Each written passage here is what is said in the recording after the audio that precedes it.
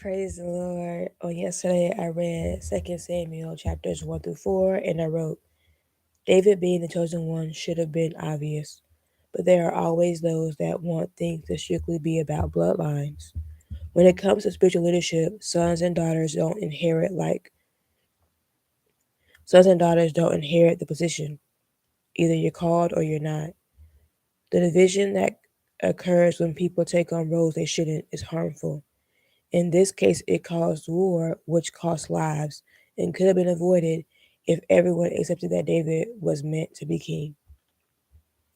And then we have today Psalm chapters 48 through 50.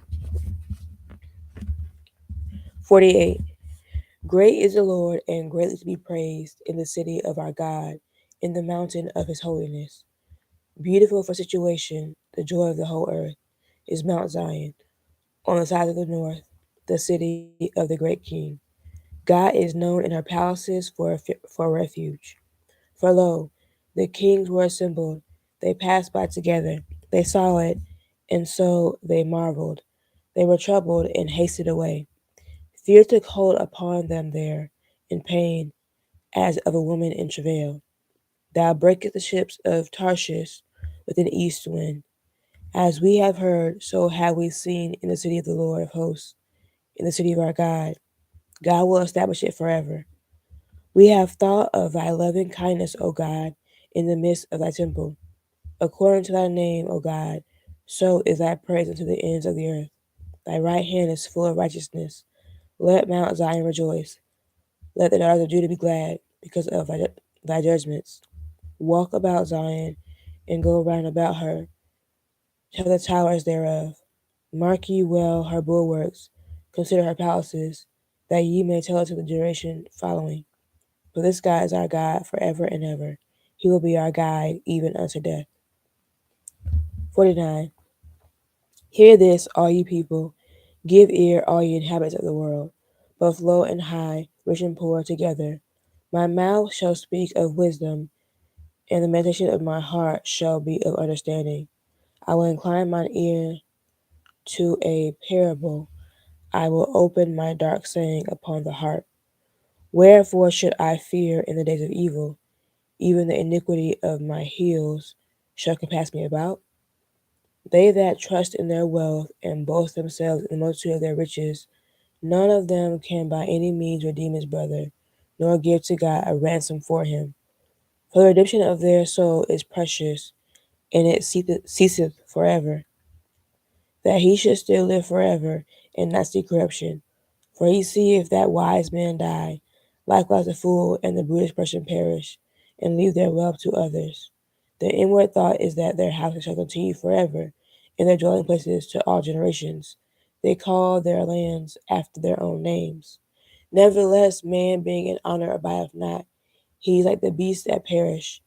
This their way is their folly, yet their posterity approve their sayings.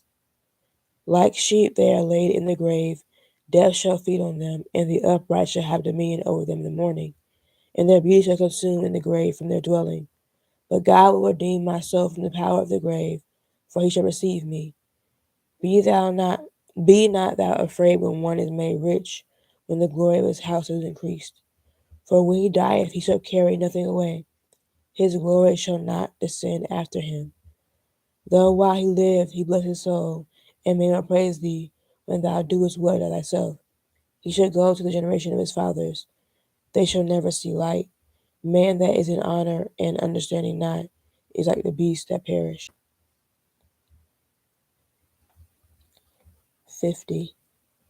The mighty God, even the Lord, hath spoken, and called the earth from the rising of the sun unto the going down thereof. Out of Zion, the perfection of beauty, God hath shined. Our God shall come and shall not keep silence. A fire shall devour before him, and it shall be very tempestuous round about him. He shall call to the heavens from above, and to the earth, that he may judge his people. Gather my saints together unto me, those that have made a covenant with me by sacrifice. And the heaven shall declare his righteousness, for God is judge himself. Hear, O my people, and I will speak, O Israel, and I will testify against thee. I am God, even thy God. I will not reprove thee for thy sacrifices or thy burnt offerings, to have been continually before me. I will take no bullock out of thy house, nor he goats out of thy folds. For every beast of the forest is mine, and the cattle upon 1,000 hills. I know all the fowls of the mountains, and the wild beasts of the field are mine. If I were hungry, I would not tell thee, for the world is mine, and the fullness thereof. Will I eat the flesh of bulls, or drink the blood of goats? Offer unto God thanksgiving, and pay thy vows unto the Most High. And call upon me in the day of trouble. I will deliver thee, and thou shalt glorify me. But unto the wicked God saith, what hast thou to do to declare my statutes, or that thou shouldest take my covenant in thy mouth? Seeing thou hatest instruction, and castest my words behind thee. When thou sawest a thief, then thou consentest with him, and hast been partaker with adulterers. Thou givest thy mouth to evil, and thy tongue frameth to say deceit. Thou sittest and speakest against thy brother. Thou slanderest thy own mother's son. These things hast thou done, and I kept silence. Thou thoughtest that I was altogether such an one as thyself, but I will reprove thee, and set them in order before thine eyes. Now consider this, ye that forget God, lest I tear you in pieces, and there be none to deliver. Whoso offereth praise glorifieth me, and to him that ordereth his conversation out, and to him that ordereth his conversation aright, will I show the salvation of God. That was Psalm chapters 48 through 50.